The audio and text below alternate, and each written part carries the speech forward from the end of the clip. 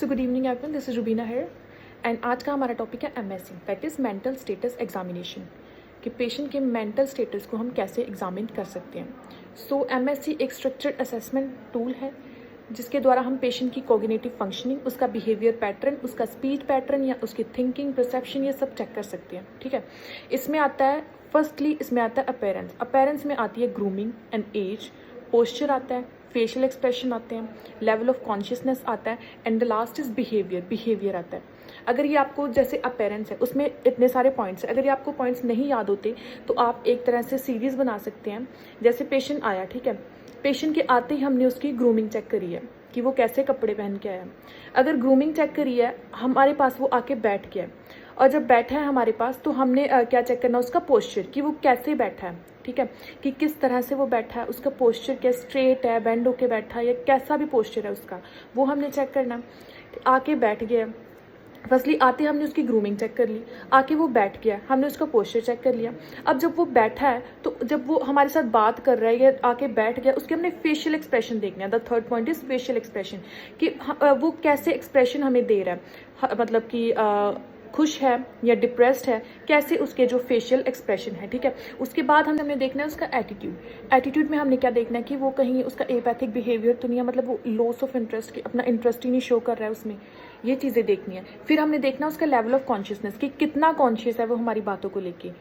ठीक है, हमने देखना है उसका बिहेवियर, कि कैसा उसके मैनरिज्म है, कैसे आके बैठ रहा है, कैसा हमें बिहेवियर वो शो कर रहा है, कैसे उसके एक्सप्रेशन है, कैसा उसका आई कॉन्टैक्ट है हमारे साथ, ये सब चीज़ें जो हमने वो अपीयरेंस में देखनी है। ठीक है, अब आपको याद रहेगा ये सीरीज़ बना के कि सबसे पहले क्या पेशेंट आया हमारे पास, हमने उसकी ग्रूमिंग देखी, देन क्या हमने वो आके बैठ गया, देन हमने उसके फेशियल एक्सप्रेशन देखने हैं कि कैसे वो हमें जो अपने उसके फेशियल एक्सप्रेशन कैसे वो हमें अपने एक्सप्रेशन दे रहा है, देन हमने उसके एटीट्यूड चेक करना, एटीट्यूड सही तरह से हमसे बात कर रहा है, कैसे वो बात कर रहा है हमसे, देन हमने उसका लेवल ऑफ कॉन्शियस चेक करना, देन एट लास्ट हमने उसका बिहेवियर चेक करना।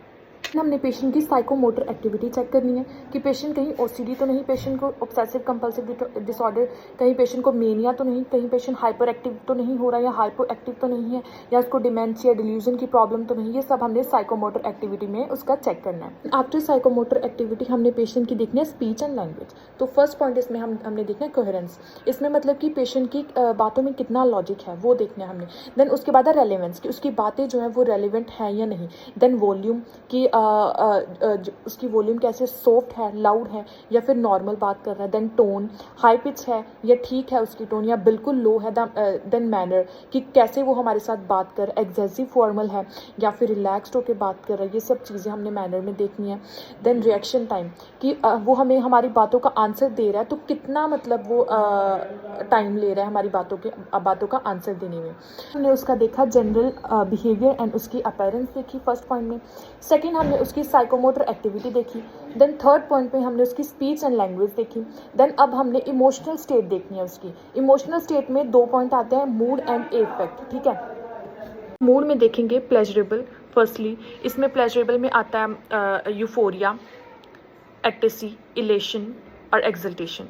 ये हैप्पीनेस की स्टेजेस हैं। सबसे पहला आता है यूफोरिया, कि पेशेंट जो है वो बहुत खुश है, सस्पिशियस है, बहुत ज़्यादा खुश है। उसके बाद आता है इलेशन, की वो थोड़ा खुश है लेकिन यूफोरिया से कम है, मतलब कि ठीक है, वो अपनी खुशी जो है वो अच्छे से सेलिब्रेट कर रहा है।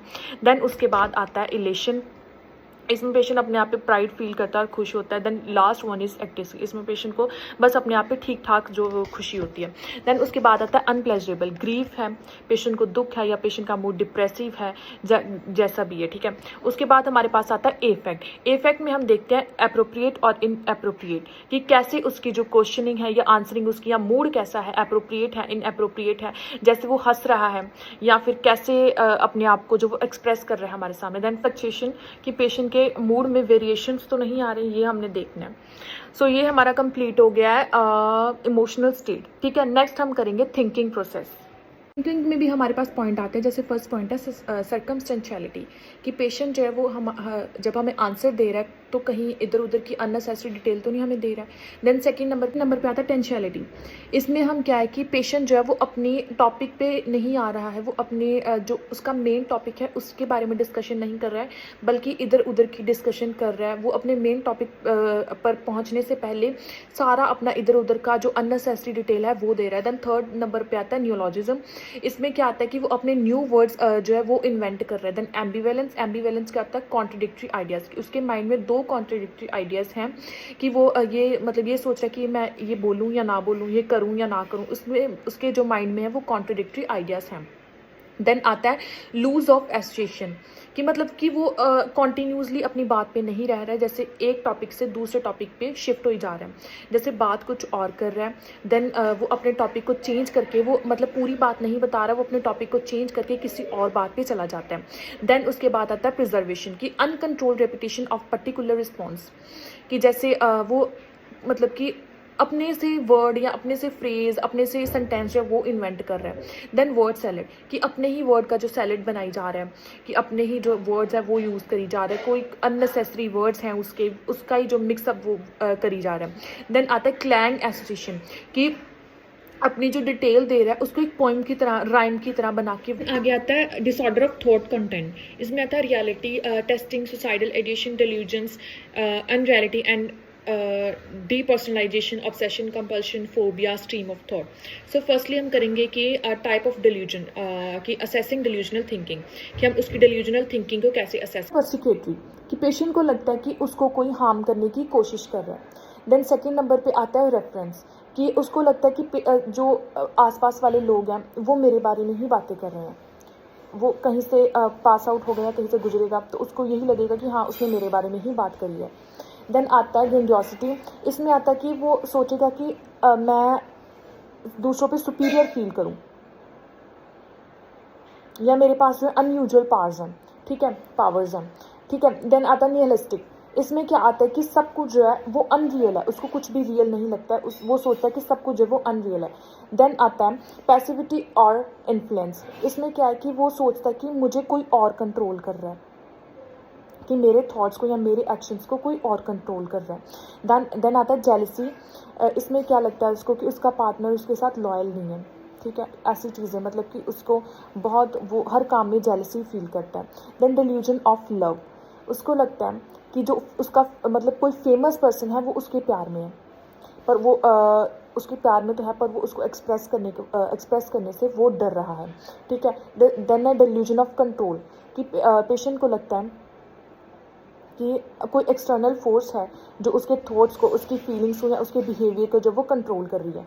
देन आता है सोमैटिक डिल्यूजन, कि अनयूजुअल बॉडी सेंसेशन होती है उसको। देन आता है डिल्यूजन ऑफ गिल्टी, कि वो सोचता है कि मैं एक पापी हूँ, या मुझसे कोई बहुत बड़ा पाप हुआ है, या मैं सिनर हूँ, या पुराने जन्म में या इस जन्म में मेरे से बहुत बड़ा पाप हो गया है। हमारे पास कहता है परसेप्शन में क्या इल्यूजन और हेलुसिनेशन।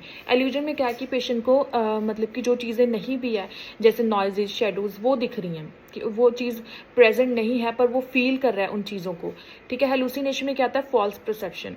इसमें क्या आता है उसको आवाज़ें सुन रही हैं, ऑडिटरी है, ऑल्फैक्टरी है, इल्यूजन्स हेलुसिनेशंस उसको, कि मतलब कुछ सुनाई दे रहा है, वो टेस्ट जो है वो गलत कर रहा है, उसको टेस्ट कोई और चीज़ का आ रहा है, ऑल्फैक्टरी स्मेल कहीं और, स्मेल किसी और के बाद है कॉग्निटिव फंक्शन में हमारे पास आता है orientation, memory, attention and concentration, या इंटेलेक्चुअल, या अब्स्ट्रैक्शन, या इंसाइट एंड जजमेंट। सो सबसे पहले हम देखेंगे ओरिएंटेशन में वो कहाँ से है, कितने टाइम से यहाँ पे है, या उसको के पूछेंगे क्या टाइम हुआ अभी, या फिर किसी पर्सन के बारे में पूछ लेंगे, या किसी प्लेस के बारे में। हम देखेंगे मेमोरी में क्या है रिट्रोग्रेड एमनेसिया, जिसमें उसकी मेमोरी जो है वो बिल्कुल लॉस हो जाती है।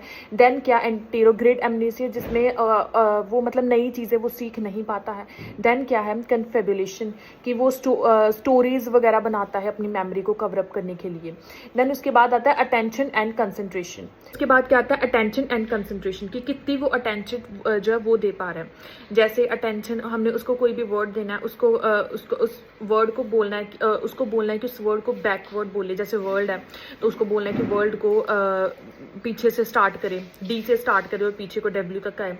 ऐसे हमने उसकी कंसंट्रेशन जो है वो देखनी है।